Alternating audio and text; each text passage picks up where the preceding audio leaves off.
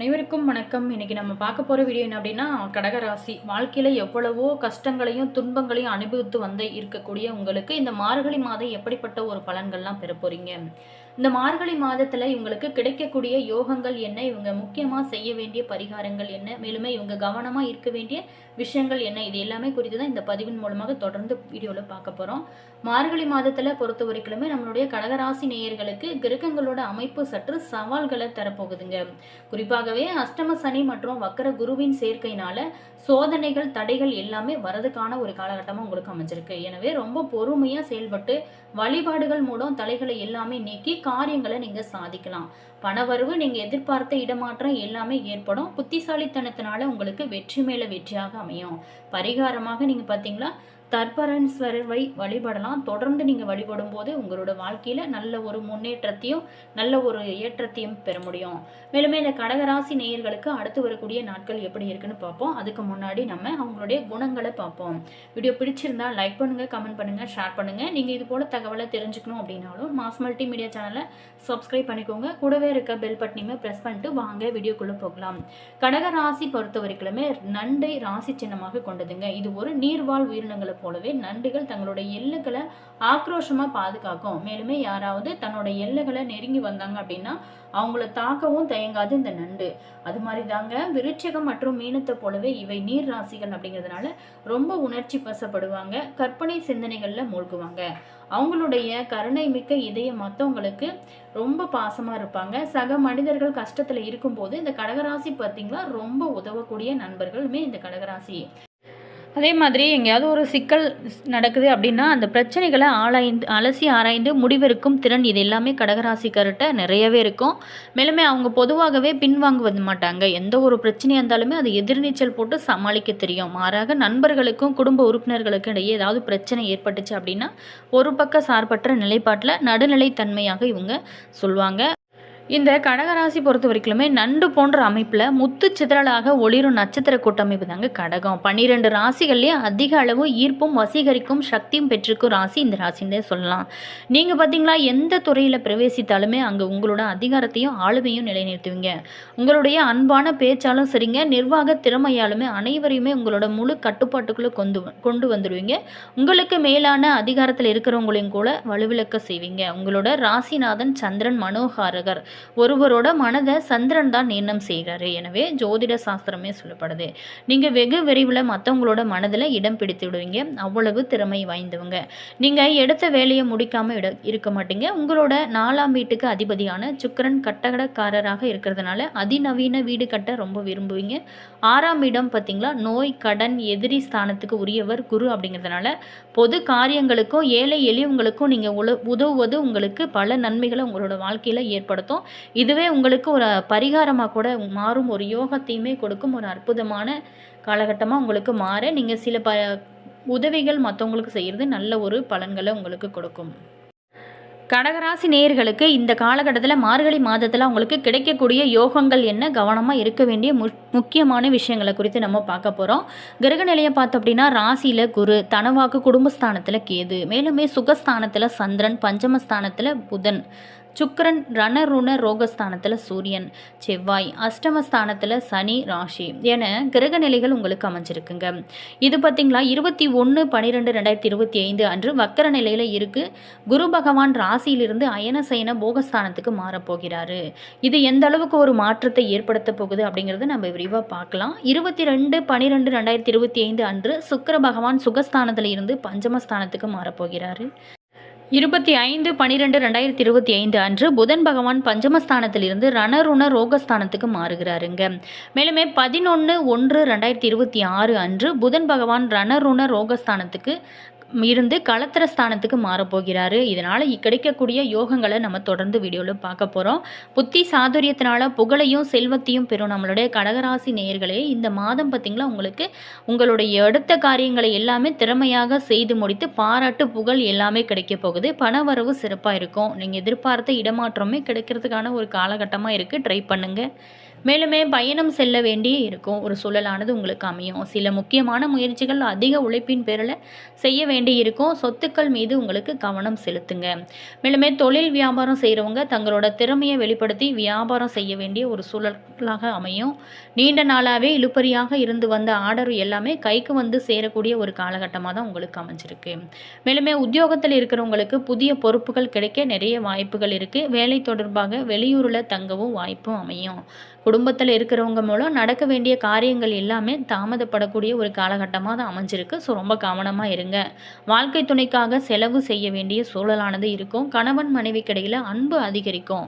மேலுமே சிற்றின்ப செலவுகள் கூடும். அக்கம் பக்கத்தார்கிட்ட கொஞ்சம் கவனமாக பேசுவதும் சரிங்க. வாக்குவாதத்தையுமே தவிர்ப்பது ரொம்ப நல்லது.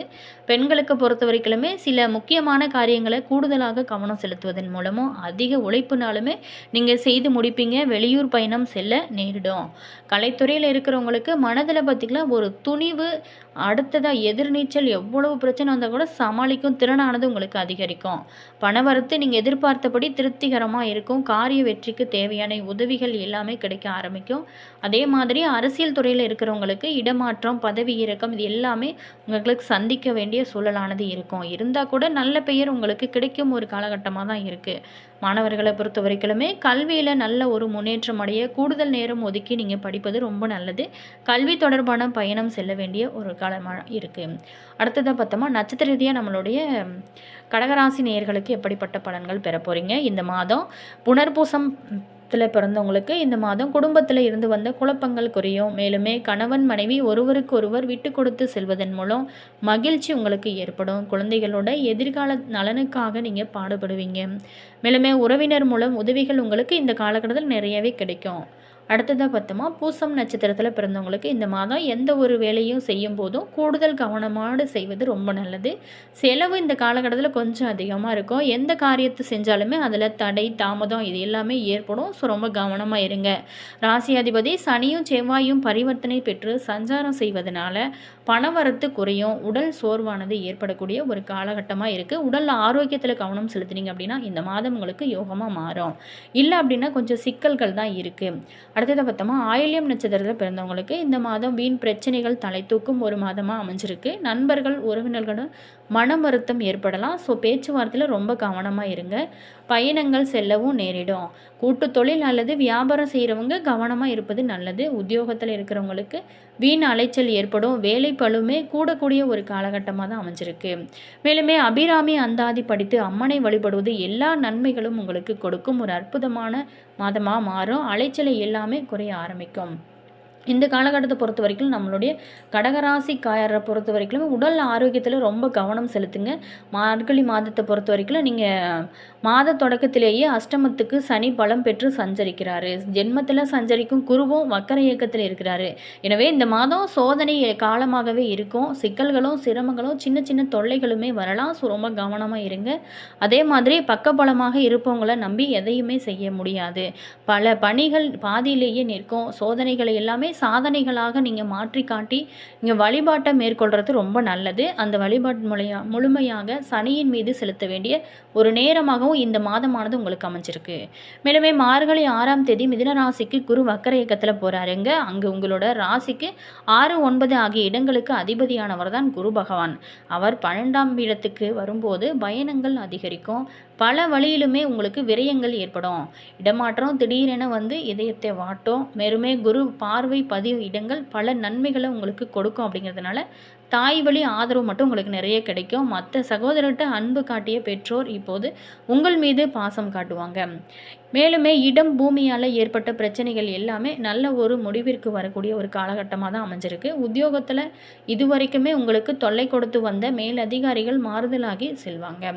எதிர்பாராத சலுகைகள் எல்லாமே பெறுவீங்க. வீடு கட்டும் முயற்சியில் ஆர்வம் காட்டுவீங்க. இதுவரைக்குமே வியாபாரத்தில் ஏற்பட்ட இழப்புகளை எல்லாமே ஈடு செய்ய எடுத்த நீங்கள் புது புது முயற்சி முயற்சிகள் எல்லாமே உங்களுக்கு பலன்களை கொடுக்கும். ட்ரை பண்ணி பாருங்கள். விலகிச் சென்ற சொந்தங்கள் எல்லாமே விரும்பி வந்து இணைவாங்க. வருமானம் திருப்திகரமாக இருக்கும் வகையில் தான் இருக்கும். வழக்குகள் உங்களுக்கு சாதகமாக முடியும் ஒரு காலகட்டமாக தான் அமைஞ்சிருக்கு. வாகன மாற்றம் செய்ய உகந்த நேரமாக இந்த நேரமானது உங்களுக்கு அமையக்கூடிய ஒரு காலகட்டமாக இருக்குது. மார்கழி 7ஆம் தேதி தனுசு ராசிக்கு சுக்கிரன் செல்கிறாருங்க. உங்களோட ராசிக்கு 4, 11 ஆகிய இடங்களுக்கு அதிபதியானவர் தான் சுக்கிரன். சுகம் மற்றும் லாபஸ்தானத்திற்கு அதிபதியானவர் சுக்கிரன். அவர் 6ஆம் இடத்துக்கு வரும்பொழுது உத்தியோகத்தில் எதிர்பார்த்த ஊதிய உயர்வு கிடைக்க நிறைய வாய்ப்புகள் இருக்குது. ஒரு சில பேர்த்துக்கு விருப்ப ஓய்வில் வெளிவந்து சுயமாக எதையாவது நீங்கள் செய்யலாமா அப்படின்னு சிந்திக்கக்கூடிய ஒரு காலகட்டமாக தான் அமைஞ்சிருக்கு. குழந்தைகளோட எதிர்கால நலன் கருதி நீங்கள் எடுக்கும் ஒவ்வொரு முடிவுமே உங்களுக்கு வெற்றி பெறும் வகையில் தான் அமையும். வெளிநாட்டு வணிகத்தில் ஆதாயம் காணக்கூடிய ஒரு காலகட்டமாக தான் அமைஞ்சிருக்கு. மேலுமே சென்ற மாதத்தில் நடைபெறாமல் நழுவி சென்ற காரியங்கள் எல்லாமே இப்பொழுது நீங்கள் எதிர்நீச்சல் போட்டு சமாளித்து ஒவ்வொன்றாக நடைபெற தொடங்கும். மேலுமே பெண்வெளி பிரச்சனைகள் எல்லாமே தீர வழிபிறக்கும் ஒரு காலகட்டமாக தான் அமைஞ்சிருக்கு.